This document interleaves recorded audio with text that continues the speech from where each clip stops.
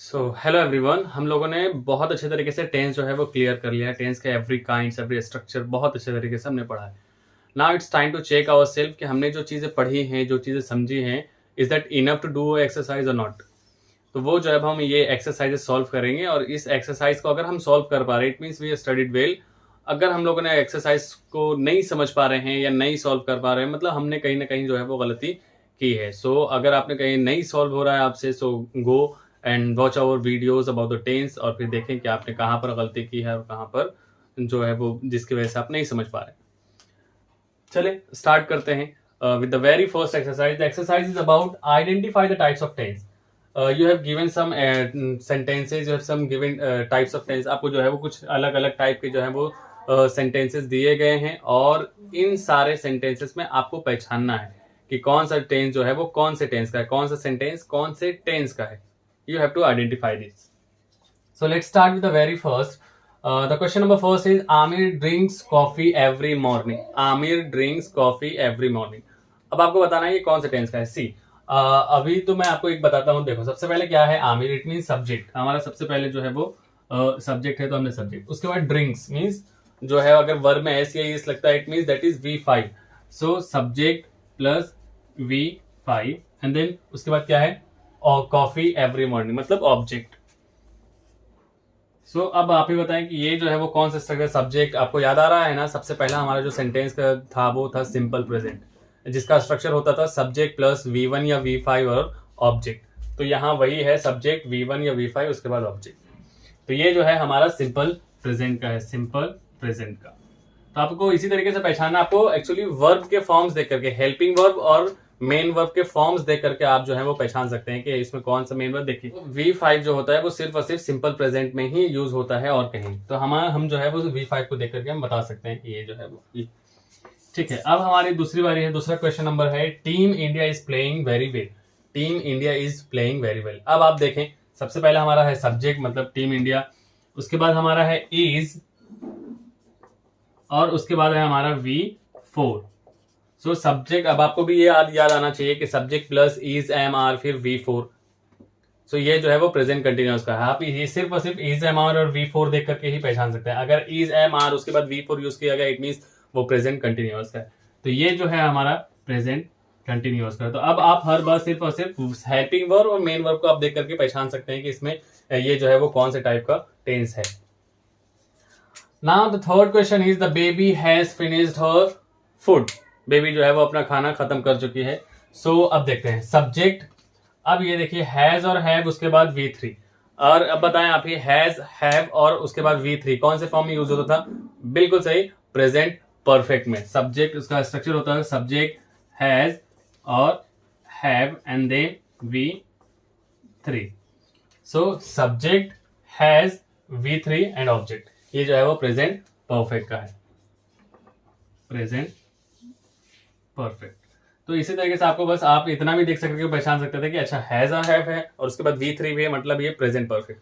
अगर हैड और V3 होता मतलब पास्ट परफेक्ट का है, ठीक है। अगर विल हैव और V3 होता या शैल हैव और V3 होता मतलब फ्यूचर का। बस आप हेल्पिंग वर्ब देकर के आप जो है वो पहचान सकते हैं कि ये कौन से टाइप का टेंस है।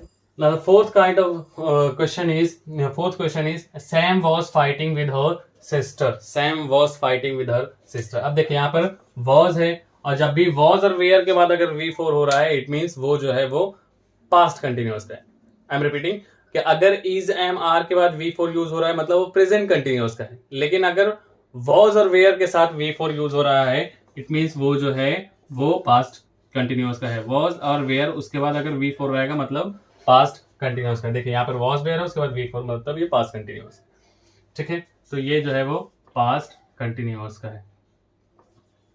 इस तरीके से ये प्रेजेंट कंटिन्यूअस का था और ये पास्ट कंटिन्यूअस का है। Now question number 5 is the baby is speaking the truth. Baby is speaking the truth. अभी मैंने आपको बताया कि अगर इज एम आर के बाद V4 यूज किया गया है, इज एम आर के बाद V4 का यूज होगा वो, तो इसका मतलब जो है वो इज एम आर के बाद अगर V4 हो रहा है मतलब वो जो है वो प्रेजेंट कंटिन्यूअस का है और नहीं तो नहीं। अगर वॉज वेयर के बाद V4 यूज हो रहा है मतलब पास्ट कंटिन्यूअस, लेकिन अगर इज एम आर के साथ V4 यूज हो रहा है मतलब वो प्रेजेंट कंटिन्यूअस। तो ये जो है वो प्रेजेंट कंटिन्यूअस का now question number 6 is I will move to Delhi, I will move to Delhi. अब आप ये विल ही लगा करके आपको अंदाजा लग सकता है कि ये जो है वो फ्यूचर का है, और फ्यूचर का जो स्ट्रक्चर होता था सब्जेक्ट एंड देन शैल और will and then V1 object. See यहां पर हमारा सब्जेक्ट है, उसके बाद शैल और विल हमने यूज किया है, उसके बाद V1 एंड देन ऑब्जेक्ट। तो ये जो है हमारा सिंपल फ्यूचर का है, ये जो है हमारा सिंपल फ्यूचर का है, सिंपल फ्यूचर। ठीक है, ख्याल रहे कि अगर विल के शैल या विल के बाद V1 यूज हो रहा है, शैल और विल के बाद, शैल और विल के बाद अगर V1 का यूज हो रहा है, मतलब वो जो है वो सिंपल फ्यूचर का है या फ्यूचर इंडेफिनिट का है। Now the seventh question is Rohit had done his homework, Rohit had done his homework। अच्छा, हमने अभी थोड़ी देर पहले इस एक्सरसाइज में हमने देखा है कि अगर हैज और हैव के साथ V3 लगता है तो वो प्रेजेंट परफेक्ट का होता है, लेकिन यहां पर अगर हैड के बाद V3 अगर होगा तो वो जो है वो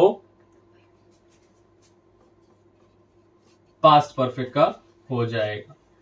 तो ख्याल रहे कि अगर हैड के बाद V3 यूज हो रहा है, हैड के बाद V3 यूज हो रहा है तो पास्ट परफेक्ट, और हैज और हैव के बाद अगर यूज हो रहा है तो वो प्रेजेंट परफेक्ट।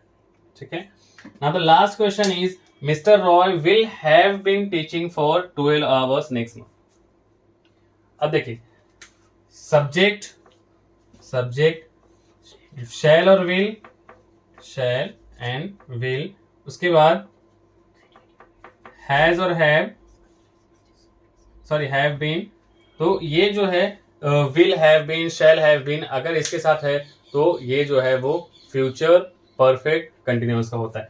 ये देखिए बीन जो है ना वो हमेशा कंटिन्यू परफेक्ट कंटिन्यूअस में ही लगता है। अगर प्रेजेंट कंटिन्यूअस की हम बात करेंगे तो वहां पर हैज बीन और हैव बीन हो जाएगा।